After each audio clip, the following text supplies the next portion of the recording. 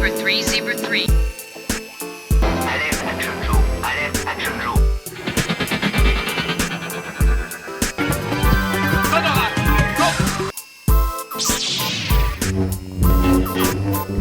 I'll be back. Voilà, ok, bien écoute, on est parti, tu es parti, nous sommes partis, voilà. On va lancer une séquence, comme d'habitude, concernant donc de fabuleux jouets anciens. Alors, fabuleux jouets anciens, de nouveau, vous vous rappelez peut-être de moi, en tout cas j'espère que vous me regardez, parce que sinon, les séquences vont disparaître, donc vraiment un maximum de likes, en tout cas sur Facebook. Et aujourd'hui, je vais vous parler donc de knock-off. Alors, qu'est-ce que les knock-off? Les knock-off, en fait, sont des jouets bon marché qui reproduisent des gammes qui étaient beaucoup plus chères à l'époque. Donc voilà. Aujourd'hui, là je fais une petite parenthèse, aujourd'hui nous allons donc présenter cette séquence dans le magnifique cadre de l'ancien palais de justice de la ville d'Arlon, qui est un très très beau bâtiment, comme vous pouvez le voir, qui a été rénové et mis en valeur, et où se tient actuellement, je dis actuellement, début 2019, il faut voir quand vous verrez la séquence. Donc début 2019, une superbe exposition concernant Toulouse-Lautrec. Donc je vous invite à venir la visiter si vous en avez la possibilité. Voilà.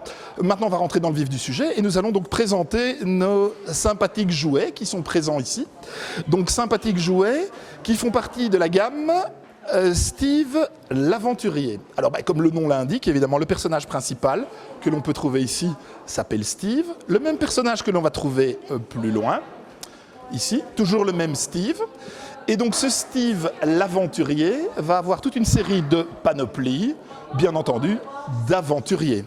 À côté de ces panoplies ici d'explorateurs et membres d'un safari, vous avez également par exemple le plongeur.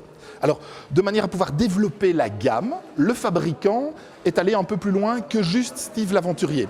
On est parti sur le concept également d'un Indien. Alors, pour l'Indien, je n'ai malheureusement pas de blister. Cet Indien s'appelle Tasco. Tasco l'Indien, évidemment. Nous avions Steve l'aventurier, nous avons Tasco l'Indien. Donc voici. Alors, notre ami Steve se décline également sous forme de cow-boy. Et nous avons une série de blisters intitulés Steve le Cowboy. Alors, l'avantage de ces produits à l'époque, c'est que ce sont des produits très bon marché, de fabrication très simple, très basique, qui ne coûtent pas grand-chose à la fabrication et qui, fatalement, ne coûtent pas grand-chose à l'achat. Nous partons sur un format plus petit que les G.I. Joe que je vous ai déjà présentés, si vous vous rappelez, ou si vous avez vu les séquences. Et donc, le fait d'économiser sur la matière première va permettre de pouvoir diminuer les coûts et de passer sur un produit qu'on appellerait maintenant de première marque. Donc voilà. Que dire encore concernant ces personnages? Eh bien, au niveau de la qualité des petits vêtements, évidemment, c'est une très mauvaise qualité. Les coutures ne tiennent pas, les petites pressions ne tiennent pas non plus. Et donc, il est assez remarquable de pouvoir avoir un uniforme dans un état correct. Alors, de nouveau, ces jouets ont beaucoup servi, les enfants ont énormément joué avec. Pour trouver des nouveaux jouets, ou en tout cas dans un bel état actuellement, c'est loin d'être simple. Alors, jusqu'ici, il y a un détail, entre guillemets, que je n'ai jamais abordé au niveau de ces séquences concernant les jouets anciens. C'est le prix et la valeur.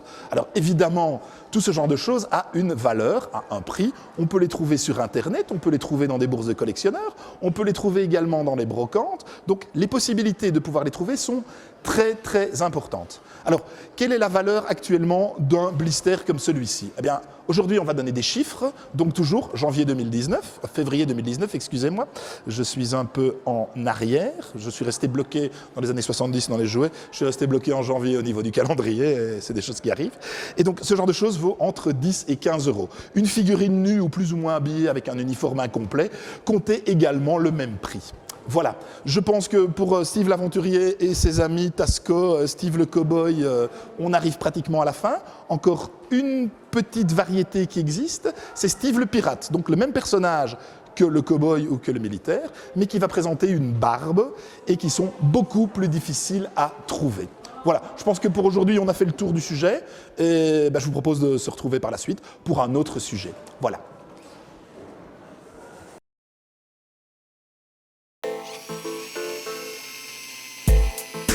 Zebra 3, Zebra 3. Alerte Action Joe. Alerte Action Joe.